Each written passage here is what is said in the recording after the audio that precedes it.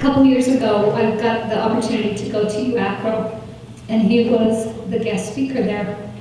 And we were mesmerized for about 2 hours as we got to listen to him and hear him speak and watch him sing and dance and entertain. So as we were thinking about our theme this year, we wanted it to be the ABCs by President Monson.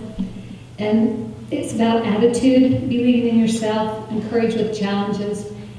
And Jason had addressed many of those things in his talk down there as he did his presentation. So we thought, could we ever get Jason Hewlett to come?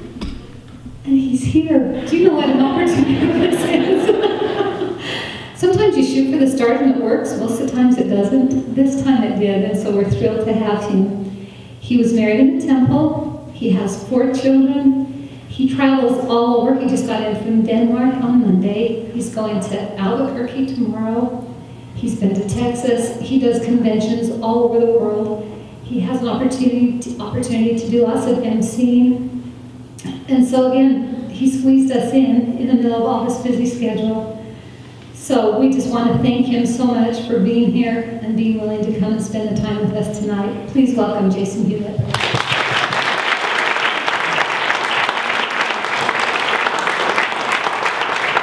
We need to give it up for Ann and her new baby, the grandbaby. That's amazing. Congratulations to you. I'm surprised you're even here, but thank you. All right. Well, now I have a question, because in Utah, it's the only place I can ask, have you seen me perform before? Because if I go anywhere else, no one's ever seen me. But has anyone here ever seen me other than Ann that perform? Okay, so like 7 people. Okay. So everybody else is confused. Okay, that's it. Well, why don't we start at the piano? How many can play piano here? Anybody? Or took piano lessons when you were a kid, huh? Piano? Okay, that doesn't mean you still play. Let's start it off with the first song I ever learned on the piano. It took me about 6 months to learn, and I bought a Billy Joel CD, set it next to the piano, and I added the harmonica later. But yes, it took me a bit to learn, so I hope you enjoy it.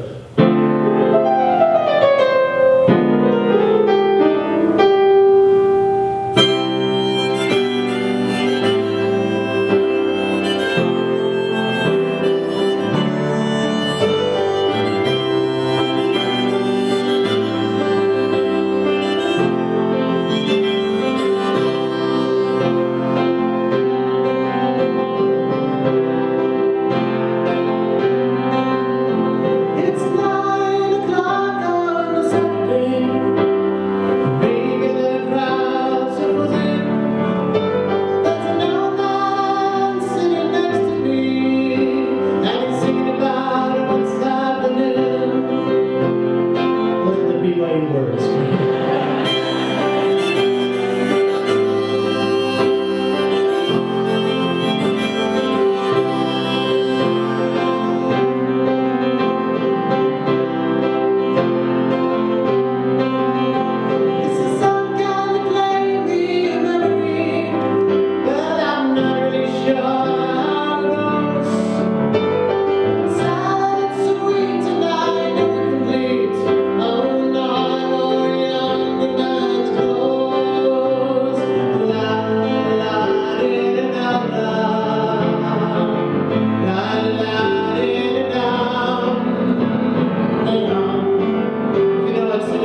If you don't, please don't. Here we go.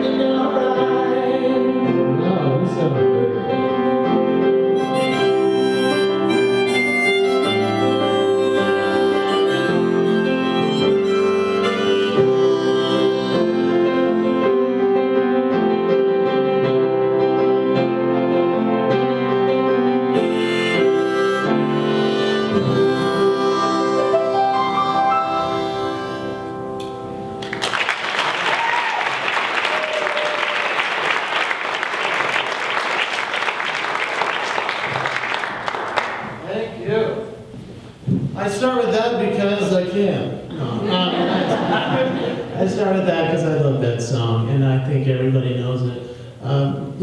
Thinking about what to say tonight in front of all of you, it's an important responsibility to speak and to perform, and I have a great opportunity all over the world to do this. Like was said, I just returned from Denmark and Sweden where I performed for a corporate event, and that's how I make my living, is performing at corporations. Sounds kind of odd, but luckily I get paid to do that. And I was telling Daniel, who's doing our sound, Daniel Souza, thank you for setting up this nice system, Dan, that I do about 150 of these a year for corporations, and so that keeps me running around the world. But luckily, my wife gets to travel with me as well, and that's a good thing. And so we just got back from that cool trip in beautiful Denmark. But tonight I wanted to talk a little bit about, Billy Joel. When I first saw him in concert, has anyone seen him in concert before? He saw? Did you see him with Elton John in Salt Lake, or where did you see him? I saw him twice in Salt Lake. Okay. And when I last saw him, he did the craziest thing. He played 3 hours of incredible songs. And I think he had 34 top 40 hits in his career. That's amazing. And he played for 3 hours all of these hits. And then he left the stage without playing that song. After 3 hours. And we're like, what the heck? We started stomping and screaming and yelling, and encore, until he came back out and played that. But it kind of showed me that even though all those things were good that he did, it was kind of like, good, better, best, or the talk. They were all great songs, but he had this one song that we all came to hear him do. And he hadn't done it, so we just screamed till he came back. And I believe that everybody has something like that about themselves. It's called a signature move, a signature song, something that people know you for. And if you don't show up and do it, they're going to be disappointed. They're going to be bummed out that they didn't see that in you. A lot of times when we're hired for a job, we don't have the chance to use those signature moves that got us the job. And a lot of times it's because of management and other things, but I hope that you'll think tonight as I speak and perform about what it is that makes you different, that thing that makes you so unique, that Heavenly Father placed you on this earth in this moment with these people to make this difference. What is that difference? What is your signature? So I begin with I'm going to show you some signature moves of some of the greatest artists that have ever lived. And we're going to do some Motown first. So sorry guys in the front. You'll have no idea who any of these artists are. No, I'm just kidding. You might. And then, maybe we'll do some stuff you guys know. But these are great examples, and I'm going to show you through dancing and mimicry and everything how they have their certain signatures. So why don't we? I have to get out a couple of costumes here. This scares all the TSA agents at all the security and all the airports of the world. They wonder what I'm up to when I walk through. All right, so let's see. There it is. I think I'm ready. Okay, let's do a little, this is going to be awesome. In the 60s, the 70s, Motown was Detroit, okay? And this was all music that just had feeling, and these people were soulful and happy and excited to perform. And the guy that wrote all of those songs, well, pretty much all of them, his name was Smokey Robinson. And he taught most of those artists how to sing. And I'll show you some of his ways of performing. Here we go.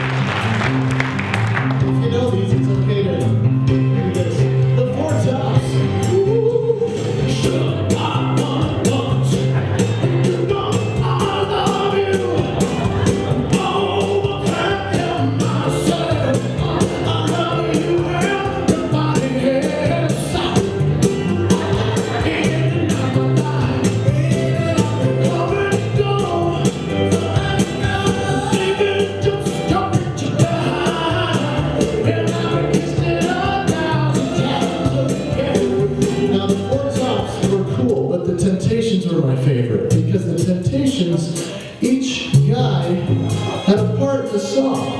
And you could tell when they were doing it. So, right now, special treat. They're all here. Here we go. It was the 3rd of September. I think I'll always remember. Yes, I will.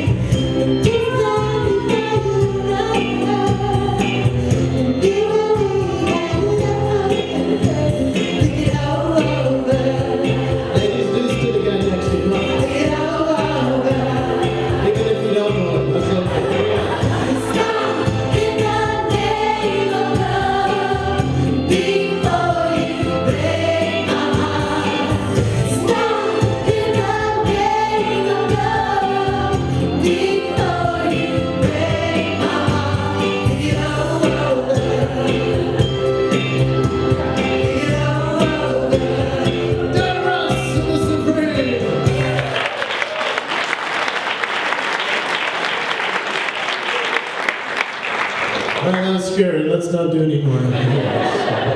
How about Stevie Wonder? I love this guy.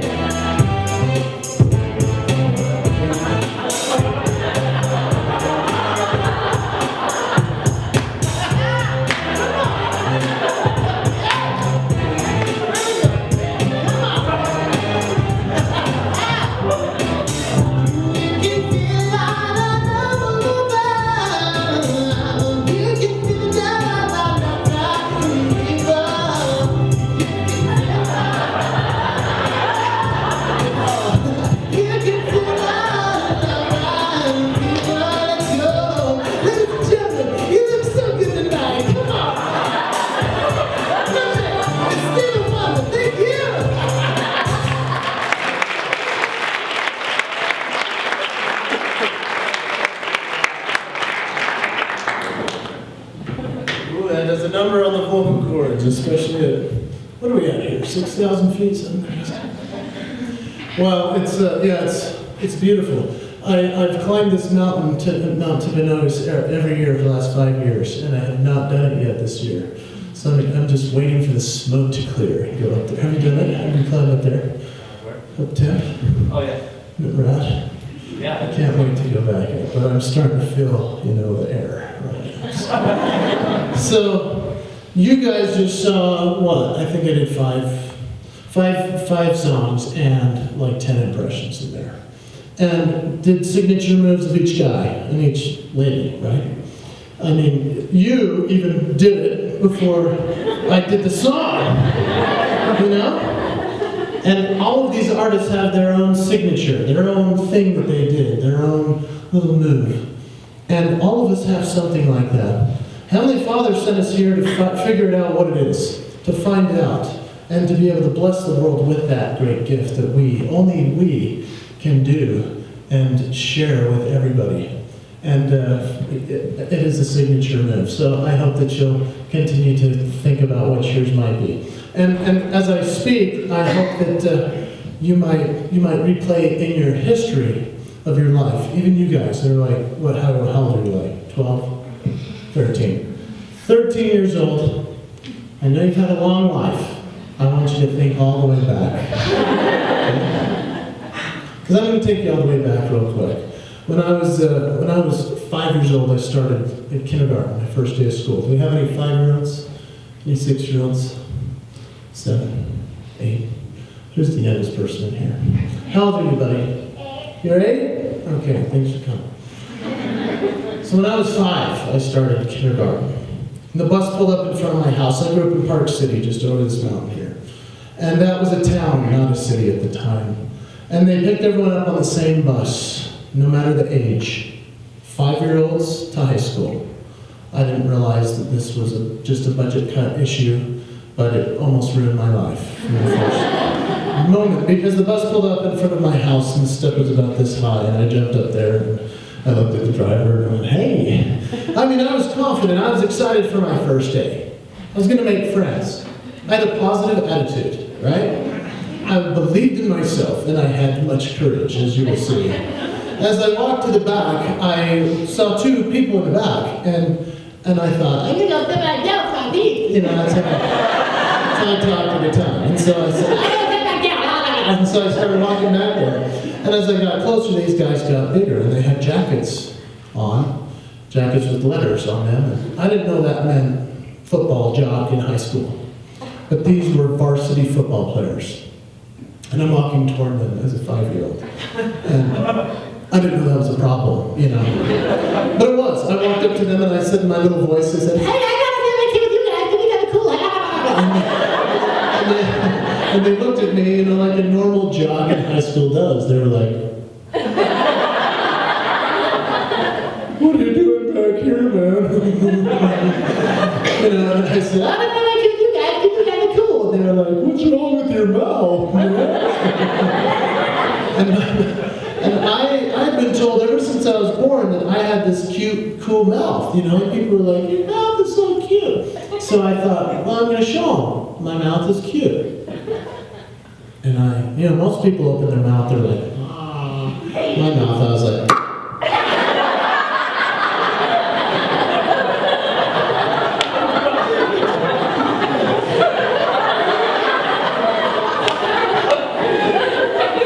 I stood there for way too long, you know? And they were like, dude, sit with us, man. So the whole ride, they're making fun of me all the way to school. And people are walking on the bus to see who the little kid is sitting with the varsity football players, you know? And they'd walk on the bus and be like, who's sitting back there? And the guy would go, do the thing with your mouth. And I'm like, oh.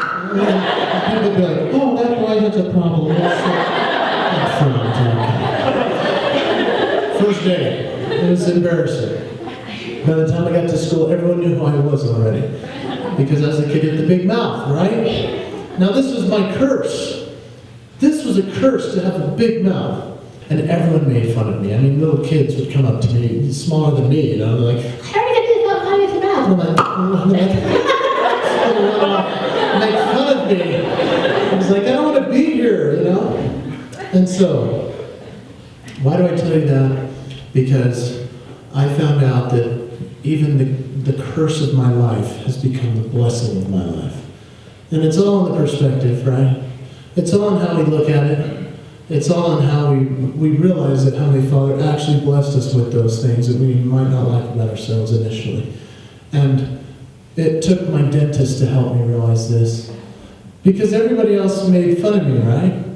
My dentist, though, he was thrilled with me. And I'd sit in the chair and he's like, open wide. And I was like, yes. I can use both hands. This is amazing.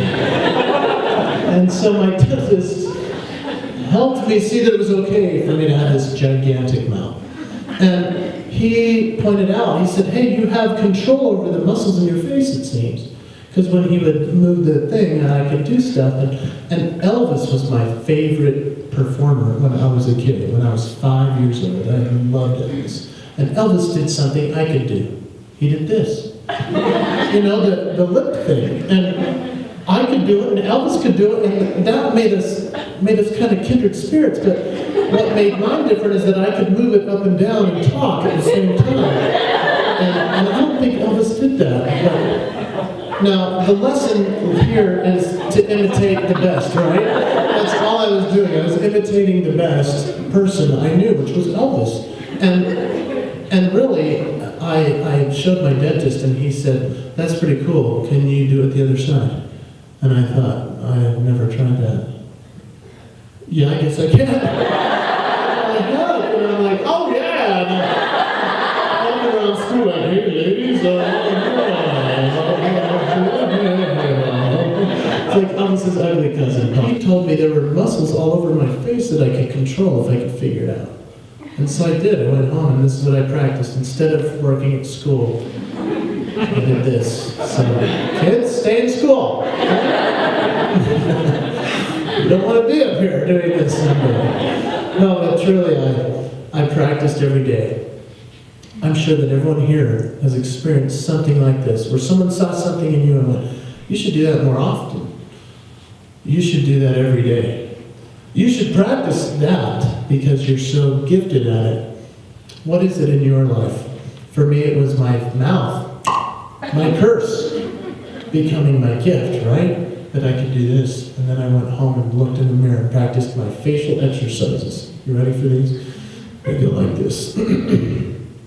1 and 2 and 3 and 4 and 1 and 2, 3 and 4 and 1 and 2, 3 and 4 and 1 and 2, 3 and double time. 1 and 2 and 3 and 4 and 1 and 2 and 3 and welcome to the show, my friend.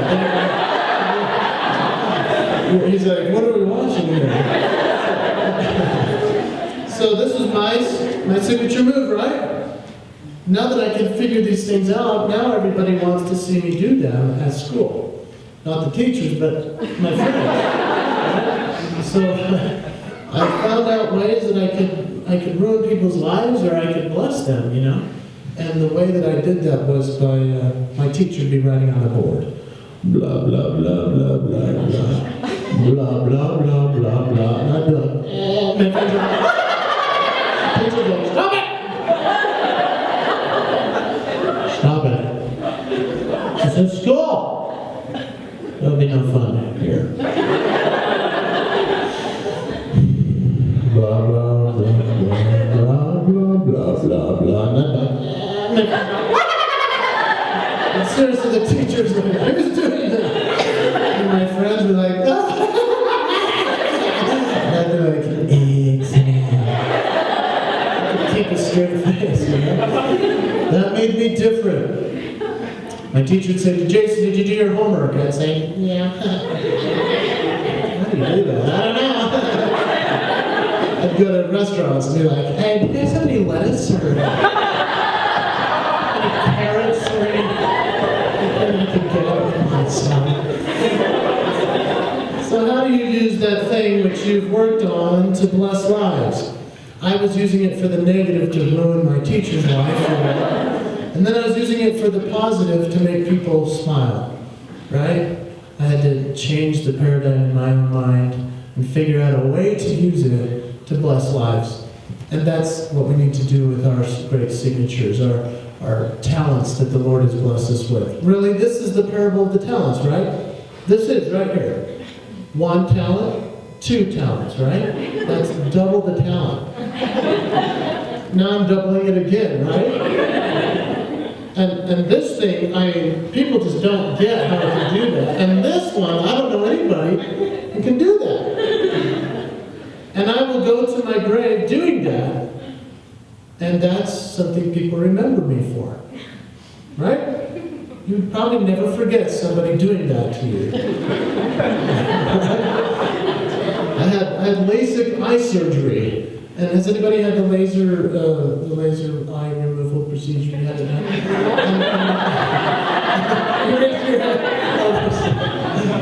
When you had it done, did you think you're going to be awake or asleep? Did you know? Yeah. And what, you still awake? See, you're awake, right? You're awake. I thought I'd be asleep. I was awake. And if you're going to keep me awake during facial surgery, I'm going to mess with you. I mean, come on. cracked open, the surgeon goes, no, the laser's shooting at your eye. Can you feel it? I said, no, but I think you hit a nerve. He's like,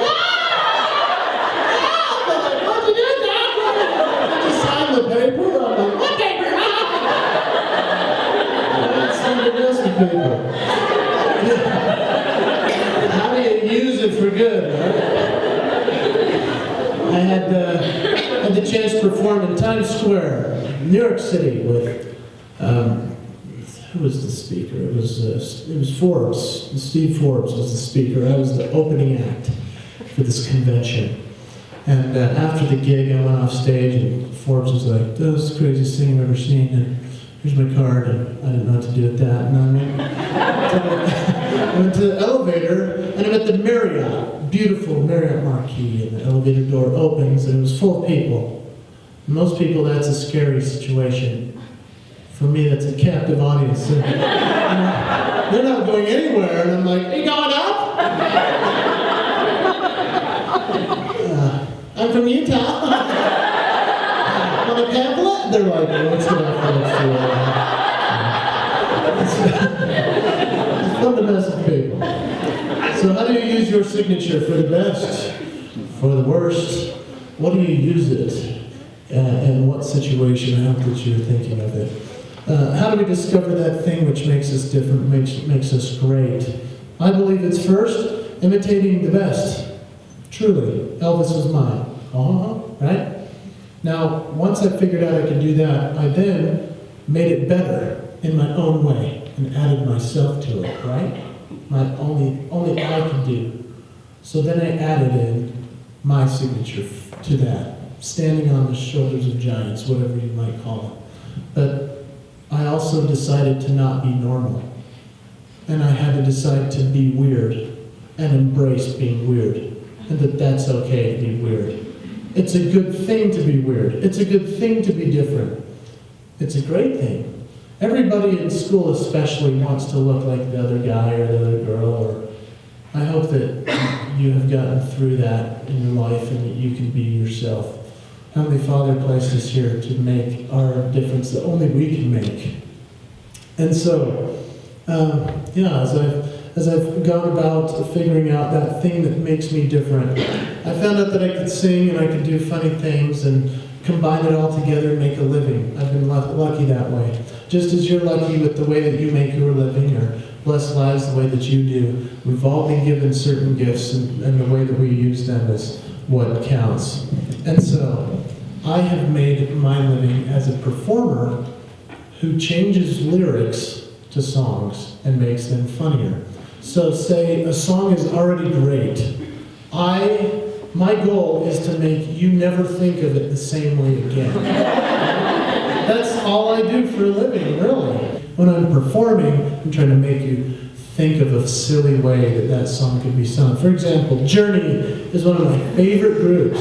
And Journey has a bunch of songs that you can change and make funnier. And so I changed the words to this classic.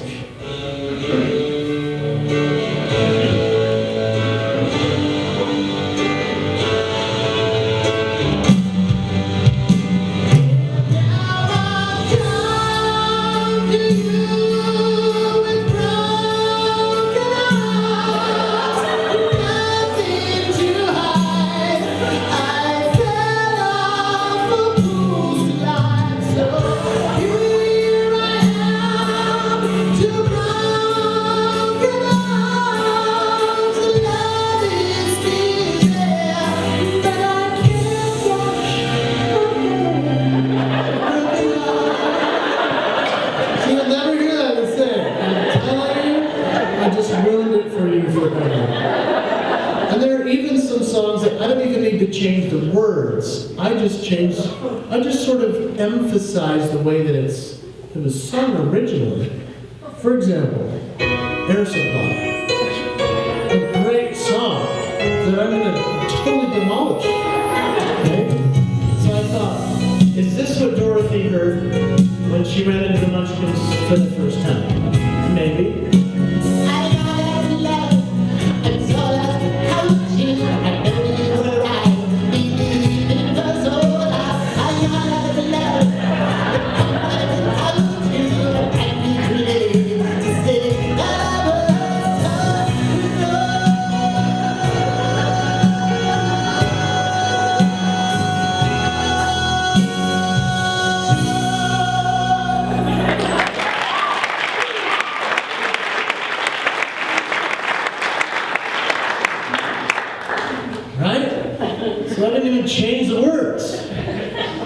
silly. I added my silliness to it, so it made it fun.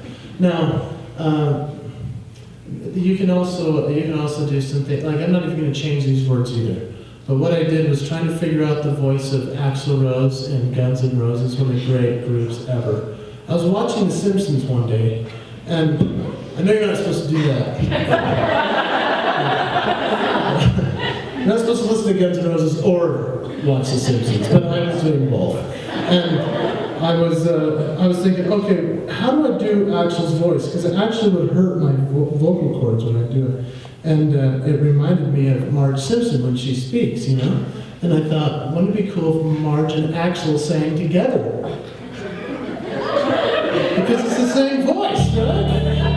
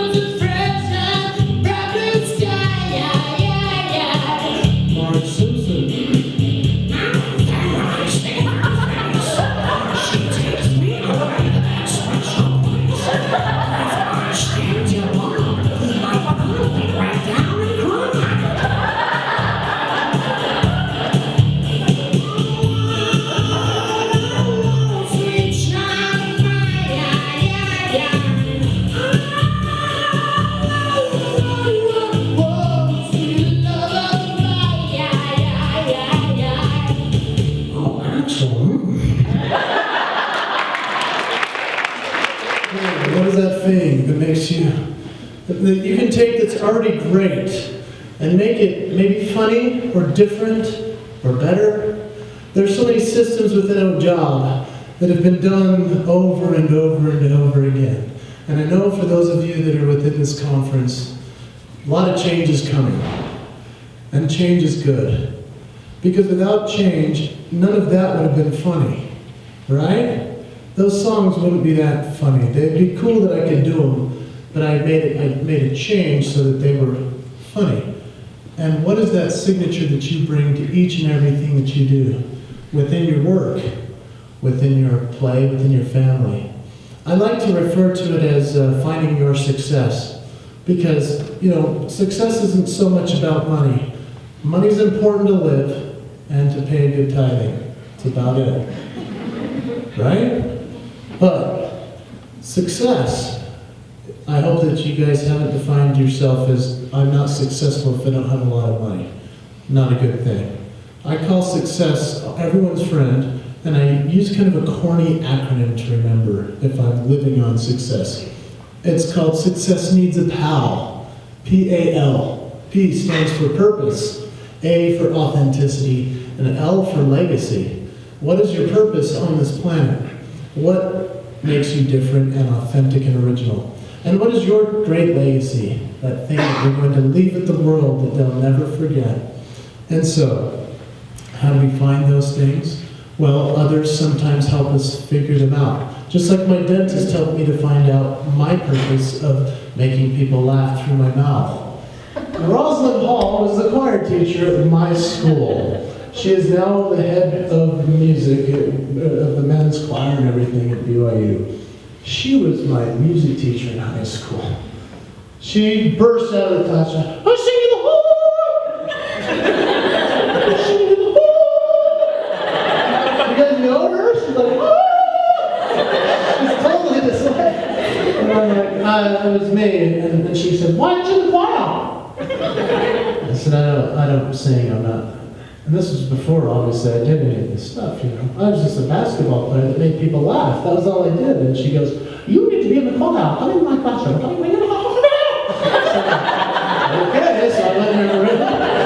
She played a scale on the piano and goes, sing that! And I go, I can't sing that. I just hear something on the radio and I can sing it like the person. Really?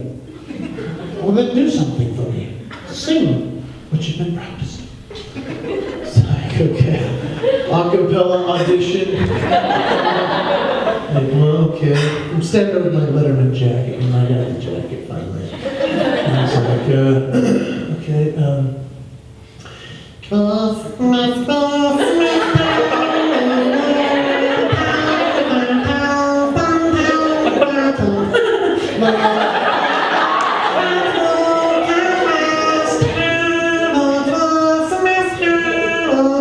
I said, you know this? She goes, keep singing!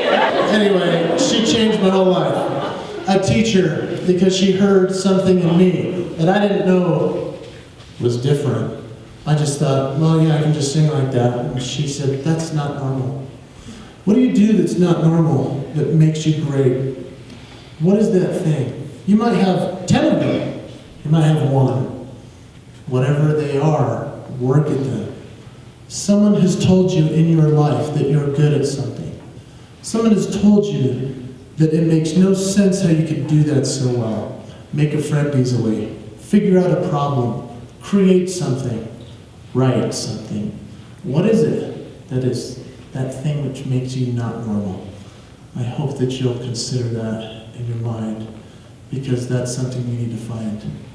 Mrs. Hall taught me how to sing. Use my voice from down to right? She taught me all that stuff. And I'm so grateful for her. But I hope that you'll think of those mentors in your life that have changed your life. She was one for me. Since we're in a church-type setting here, which rarely happens for me, I'd love to tell you what happened on my mission, finding out that I should have worked on other things too. Because I got off the plane in Brazil, and my mission president greeted me on the tarmac, like he did all of us. And he said, "Oh, Elder Hewlett, I've heard of you." I said, "Yeah?" And he goes, "Yes, I have." I said, "Yeah, what'd you hear?" And he goes, "Well, are you here to be a clown, or are you here to serve the Lord?" And I said, I thought he was joking, right? And I go, "Oh, I don't know." He said, "If you're not here to serve the Lord, you get back on that plane and go home. This is a place for somebody to be serious and to have the Spirit with them at all times." So I got on my mission, and I wasn't allowed to be that thing that I'd worked at. And it threw me for such a loop, because I had not practiced the point of finding the Spirit in my life. And the Spirit teaches us so well, so much. But I was pretty boring as a spiritual only guy. I couldn't use any of my funny stuff to rely on anymore. I had to just rely on the Spirit, and we had some cool successes. But one day I was reading with my companion the scriptures in the morning devotional. And it was in section 60 of Doctrine and Covenants, verse 2 and 3. And I was reading, "But with some I'm not well pleased, for they will not open their mouths."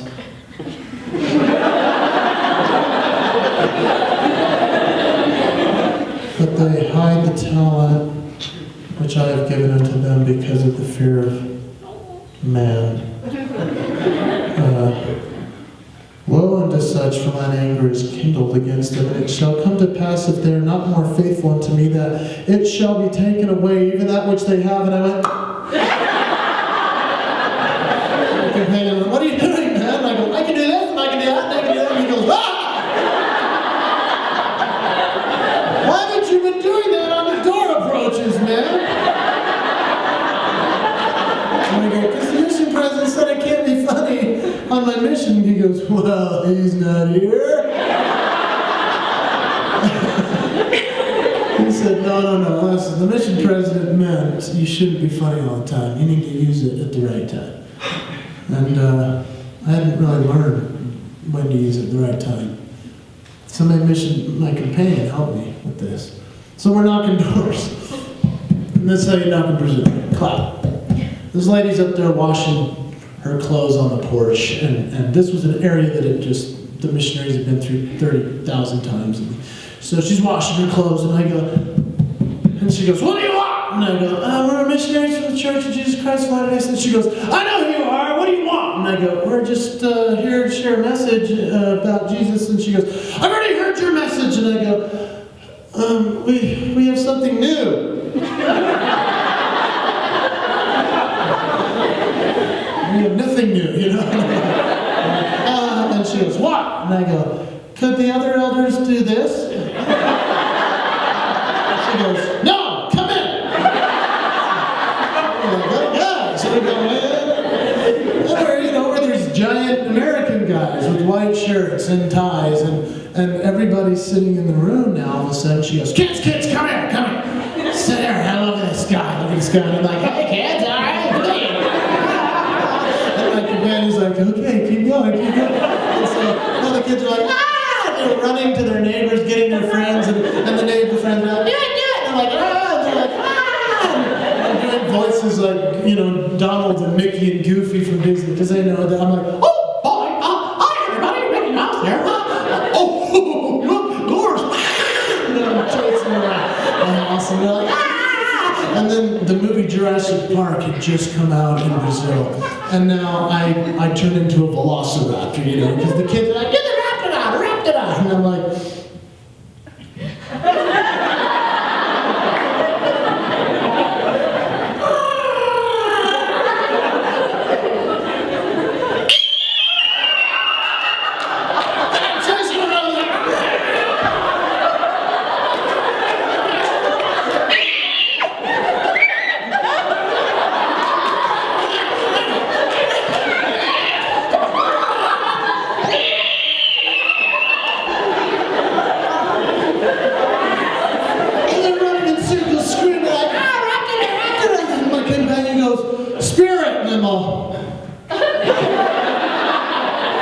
can we share a message with you about the Church of Jesus Christ? They're all like, yes. I sat on the floor in a circle around us, and we taught them with the Spirit. How is it brought? Sometimes we have to be an instrument in an odd way. Right? Were those people baptized? No. We're disturbed and scared forever. What I feel worse for is the other missionaries after me. Little kids are running out. Can you do the rapture? They're like, what are you doing, kid? Just preaching the gospel here.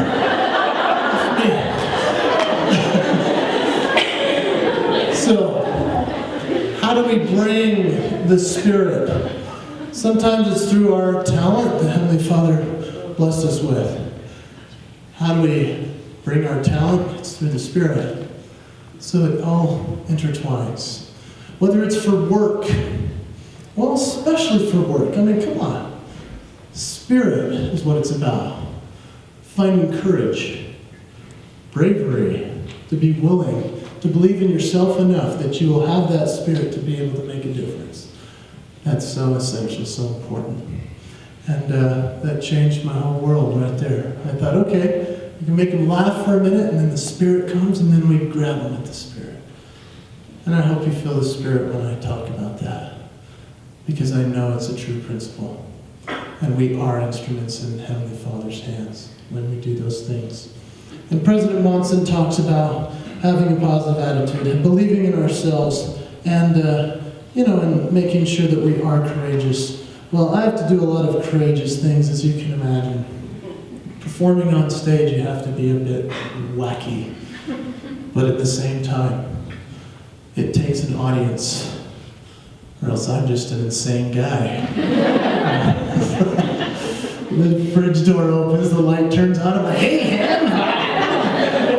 So thank you for being an audience that will laugh, and we all have our place, and everyone here has their greatness within them. Whatever you do, I hope that you will utilize it in your life. Because we have some younger people here, I'd like to do a song that I normally don't do anywhere, other than at school assemblies. And I luckily get to do about 20 of those a year in Utah.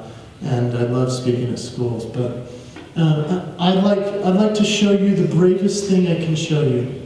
Because I've showed you impressions that allow me to kind of put my costume on and transform into somebody else.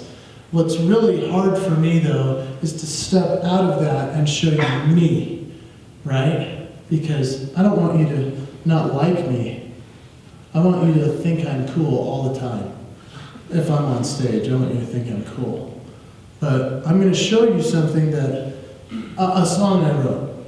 And how many said that they played an instrument or something? Let's see, or took instrument lessons in their kid? Okay, so you guys can relate that, you probably tried to write a song at some point.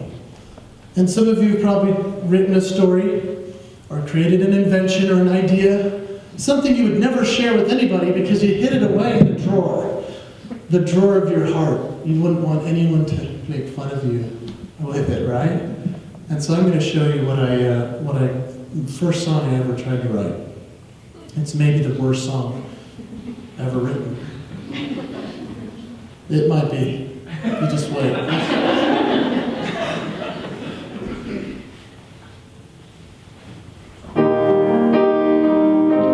But while I play it, I hope you'll think of those things that you've never shared. Those things that make you authentic. And believe in yourself and be courageous. Even when the lyrics don't make sense. He's 8 feet tall, but I guess that's not that small for a dog. Right? We're down to play patty cake when we watch Star Wars, but I guess that's why he's my best friend and he's not yours. The well is going cuddly, drools all over me, sheds all over the company. That's why he's my very best buddy. And his name's Chewbacca. He loves to sing to me like a, this is my Chewbacca. It's the only thing that rhymes with it is waka waka. When we go to sleep, he sings to me while I count. She better sings this tune to me. In his own language, of course. You see, he sings like this.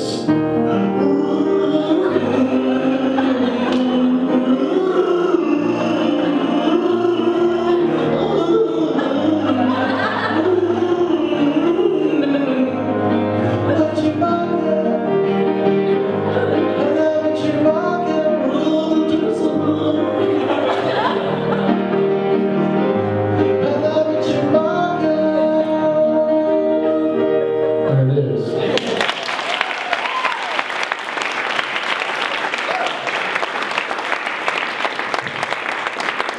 Believe in yourself. Even if it turns out dumb like that. And I share it as a teaching tool. What is that thing that you need to share with the world? And I hope that you will. I went to the BYU ambassador camp after Mrs. Hall heard me sing. She said, "You need to go to the camp. They'll teach you how to dance and sing." It's like, okay. And she didn't know I'd been working on this dance my whole life. I got to this camp and everybody was doing How Great Thou Art for the talent show, which is a great song. I mean, don't get me wrong. But I thought, okay, I'm going to totally make this singing contest rock. And everyone else is doing their, I'm like, okay. And so I went out and I danced for my whole number. I didn't sing at all. And you're not supposed to do that. It's a singing contest, so that makes sense. But I went out there and I did this thing I've been practicing forever, and I did my Michael Jackson impression. I thought, okay, I'm going to spin. And instead of just coming down on my knees like I normally would to end, I ripped my shirt off. At BYU. I did that. And I got a standing ovation. People were screaming. I mean, they were like, yeah! I came off stage high-fiving, yeah! And Randy Booth, the guy who runs it, he was standing there and I go, "That was awesome, huh?" And he goes, "Disqualified." Why? He goes, "Because that was inappropriate for our stage." You guys know who Randy Booth is? He's this great guy. I mean, he's a great teacher, a great coach. And he disqualified me for the thing I'd been working on. And he said that was inappropriate for our stage. And it was at that moment that I decided, okay, I'm never going to do anything inappropriate again on stage. I mean, hopefully ever in my life, I will try to not do anything inappropriate, but especially on stage. I am on the platform. It's a privilege. I can't do things inappropriate on the stage. And that was a moment that changed my life forever. Because when I perform all over the world, people always say, "Why aren't you in Vegas, man?" You know. And I said, "Oh, thanks. That's nice. You'd think I could be there." But I had a great contract offer years ago for really a lot of money and to be famous. And one of the stipulations was to do the content that they told me. You know, to change my act and to not be G-rated, as I have established. I'm a family-friendly entertainer first. Even if they don't pay me, I'm a family-friendly guy first. And they said, "You need to change your show so it's about adult, so it's R-rated." And I said, "No, I can't do that. We can't work around that." And they said, "Nope." So I pushed it back and I said, "All right, well, I'll just be in Utah doing school assemblies and corporate stuff." And I turned down this huge opportunity because of the principles I'd established when I was a kid. Right? I was 17 years old and made that decision. So make those decisions while you're young. Make them now. And I hope that you'll turn away the offers that come from the world when they don't completely match up with your principles, those things that you know to be right, that you know to be true. I'm grateful that I did that. I'll show you how I cleaned up the Michael Jackson dance. I mean, it's still tough on this stage because it's kind of carpety. But we'll do our best here. Here we go.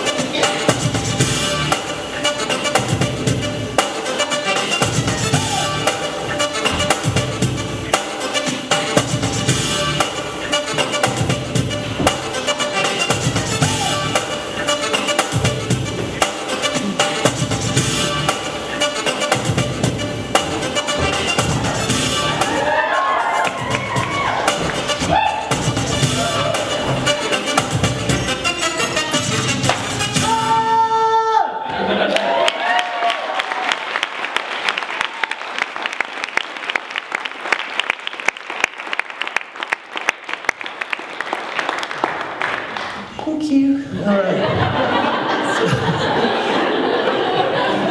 May not have been as exciting, right? But it's what it is. It's family friendly. It's clean. It's my purpose. It's my authenticity. It's that thing that makes me different. What is it for you? Lady Gaga, one of my favorite, not really, but I was listening to her on my iPod the other day when my daughter was listening to one of her songs. I have a 6-year-old daughter, a 5-year-old son, 4-year-old son, and a 1-year-old son. We haven't slept in like 7 years, but my daughter found my iPod and is listening to Lady Gaga. And I'm like, oh man, listen to those lyrics. I can't believe she's listening to this. And I thought, wouldn't it be cool if Lady Gaga had the same mission statement as me? To only do clean songs. Children appropriate. She'll never do that. So I have to for her.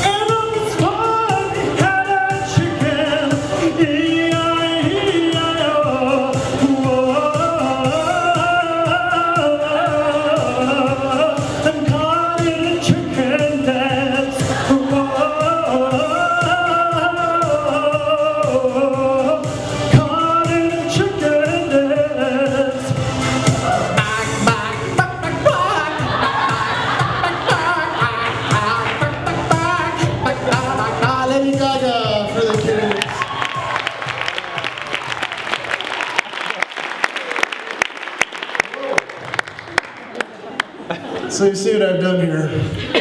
You're never going to hear that song the same. That's a great song. But I just think I made it better.